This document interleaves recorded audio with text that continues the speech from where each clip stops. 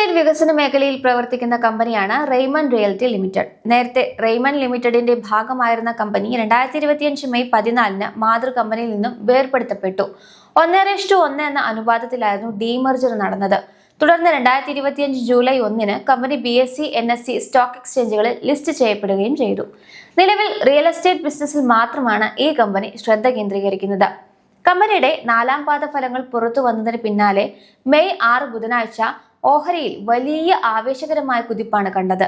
March ക്വാർട്ടറിലെ മികച്ച പ്രകടനം കണ്ട നിക്ഷേപകർ ആവേശത്തോടെ ഓഹരികൾ വാങ്ങിക്കൂട്ടിയതോടെ വില 20% അപ്പർ സർക്യൂട്ടിൽ തട്ടി. അങ്ങനെ 5 മാസത്തെ ഏറ്റവും ഉയർന്ന നിരക്കായ 569 രൂപയിലേക്ക് കുതിക്കുകയും ചെയ്തു. കമ്പനിയുടെ വളർച്ചാ കണക്കുകൾ പരിശോധിക്കുമ്പോൾ ഈ ആവേശം സ്വാഭാവികമാണെന്ന് മനസ്സിലാകും.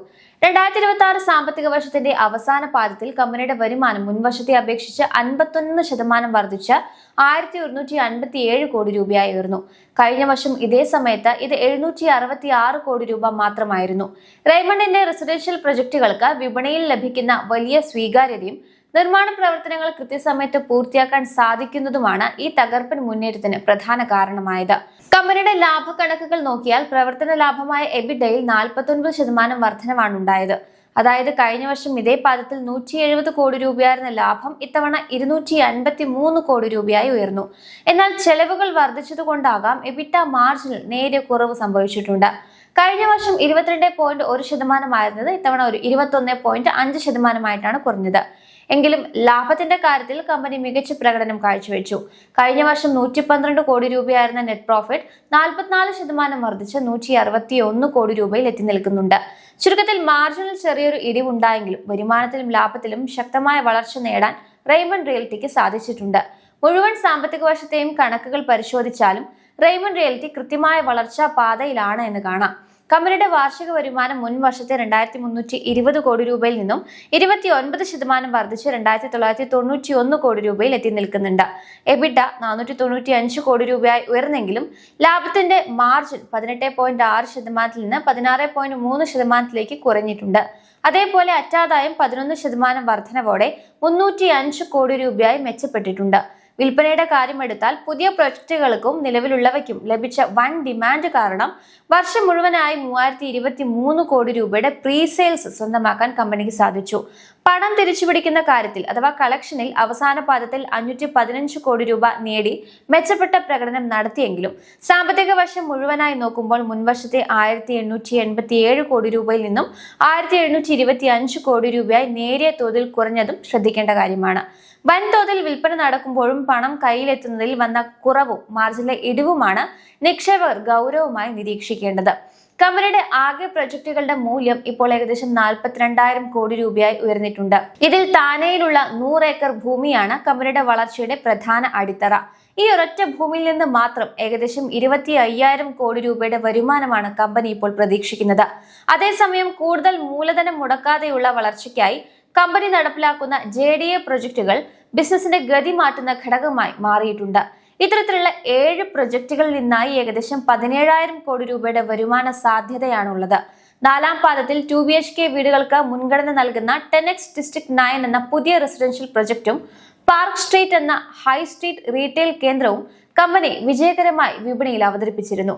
റെയ്മൺ റിയൽറ്റി ഓഹരികളുടെ വിപണിയിലെ ചലനങ്ങൾ നിരീക്ഷിച്ചാൽ വലിയൊരു തിരിച്ചുവരവിന്റെ ലക്ഷണങ്ങളാണ് കാണുന്നത്. മെയ് മാസത്തിലെ വെറും 4 ട്രേഡിംഗ് സെഷനുകൾ കൊണ്ട് മാത്രം ഓഹരി 28% കുതിച്ചുയർന്നിരുന്നു. ഏപ്രിലിൽ ലഭിച്ച 18% നേട്ടത്തിന് പുറമെയാണിത്. ഇതോടെ കഴിഞ്ഞ 2 മാസത്തിനുള്ളിൽ മാത്രം ഓഹരി വിലയിൽ 51% എന്ന വലിയ വർധനവുണ്ടായി. എന്നാൽ ഈ വളർച്ചയ്ക്ക് മുൻപ് വലിയൊരു തിരിച്ചടി കമ്പനി നേരിട്ടിരുന്നു.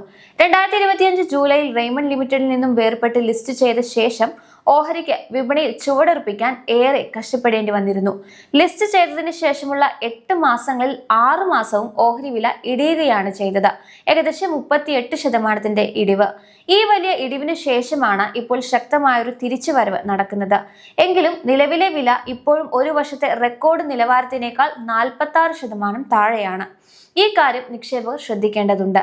ഒരു വലിയ വീഴ്ചയ്ക്ക് ശേഷം ഓഹരി വീണ്ടും പഴയ പ്രതാപത്തിലേക്ക് എത്താൻ ശ്രമിക്കുന്ന കാഴ്ചയാണ് നമ്മളിപ്പോൾ കാണുന്നത്. റിസൾട്ട് വന്നതിന് ശേഷം തുടർന്ന കുതിപ്പ് 675 രൂപ നിലവാരത്തിലേക്ക് എത്തിച്ചിരുന്നു. റെയ്മൺ റിയൽറ്റി ഓഹരി നിലവിൽ 573 രൂപ എന്ന നിലവാരത്തിൽ നിൽക്കുന്നത് ഒരു ഹെൽത്തി കറക്ഷന്റെ സൂചനയായിട്ടാണ് ടെക്നിക്കൽ ചാർട്ടിൽ കാണുന്നത്. മെയ് മാസത്തിന്റെ തുടക്കത്തിൽ കണ്ട വലിയ കുതിപ്പിന് ശേഷം ഓഹരി അതിന്റെ ഓവർബോട്ട് അവസ്ഥയിൽ നിന്ന് മാറി അല്പം തണുത്തതാണ് ഈ വിലയിടിവിന് കാരണം. നിലവിൽ 560 to 570 രൂപ റേഞ്ചിൽ ഓഹരിക്ക് പ്രധാന സപ്പോർട്ടുണ്ട്. മുൻപ് അപ്പർ സർക്യൂട്ട് അടിച്ച 569 എന്ന നിലവാരം ഇതിനോട് ചേർന്ന് നിൽക്കുന്നു. RSI ഇൻഡിക്കേറ്റർ 70 മുകളിൽ നിന്ന് 60ലേക്ക് താഴ്ന്നത് ഓഹരിയിൽ അമിതമായ വാങ്ങൽ സമ്മർദ്ദം കുറഞ്ഞുവെന്നും ഇവിടെ നിന്ന് ഒരു കൺസോളിഡേഷന് ശേഷം വീണ്ടും കുതിച്ചുയരാൻ സാധ്യതയുണ്ട് എന്നും വ്യക്തമാക്കുന്നു.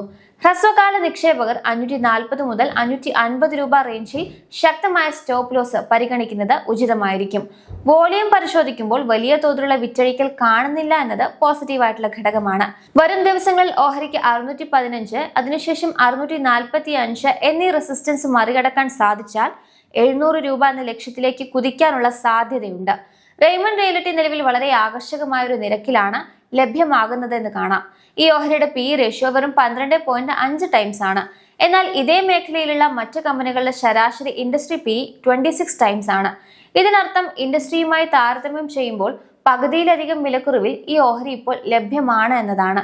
കൂടാതെ ഒരു വർഷത്തെ ഏറ്റവും ഉയർന്ന വിലയായ 1055 രൂപയിൽ നിന്നും ഏകദേശം 46% താഴെയാണ് ഇപ്പോഴത്തെ വിലയായ 574 രൂപയിൽ നിലനിൽക്കുന്നത്. ഇത് ദീർഘകാല നിക്ഷേപകർക്ക് ഒരു മികച്ച അവസരമായി കണക്കാക്കാം. കമ്പനിയുടെ ബിസിനസ് അടിത്തറയും വളരെ ശക്തമാണ്.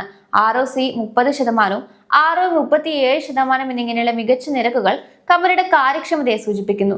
സാധാരണയായി റിയൽ എസ്റ്റേറ്റ് കമ്പനികൾ വലിയ കടബാധ്യതയുള്ളവരാകാറുണ്ട്. എന്നാൽ റെയ്മൺ റിയൽറ്റിയുടെ ഡെറ്റ് ടു ഇക്വിറ്റി റേഷ്യോ വെറും 0.65 മാത്രമാണ്. ഇത് കമ്പനിയുടെ സാമ്പത്തിക ഭദ്രത ഉറപ്പാക്കുന്നു. പ്രൊമോട്ടർമാർക്ക് കമ്പനിയിൽ 50.7% ഓഹരി പങ്കാളിത്തമുണ്ട്. ഇതും നിക്ഷേപകർക്ക് ആത്മവിശ്വാസം നൽകുന്ന ഘടകമാണ്. ചുരുക്കത്തിൽ മികച്ച ലാഭമുണ്ടാക്കുന്ന ഒരു കമ്പനി അതിന്റെ യഥാർത്ഥ മൂല്യത്തെക്കാൾ കുറഞ്ഞ വിലയിൽ ഇപ്പോൾ ലഭിക്കുന്നു എന്നതുകൊണ്ട് തന്നെ ഈ ഡിസ്കൗണ്ട് വില ഭാവിയിൽ വലിയ നേട്ടം നൽകാനുള്ള സാധ്യതയുമുണ്ട്. എങ്കിലും റിയൽ എസ്റ്റേറ്റ് മേഖലയിലെ പൊതുവായ മാറ്റങ്ങളും പലിശ നിരക്കുകളും കമ്പനിയുടെ ഭാവി വളർച്ചയും കൃത്യമായി നിരീക്ഷിക്കാനും നിക്ഷേപകർ മറക്കരുത്.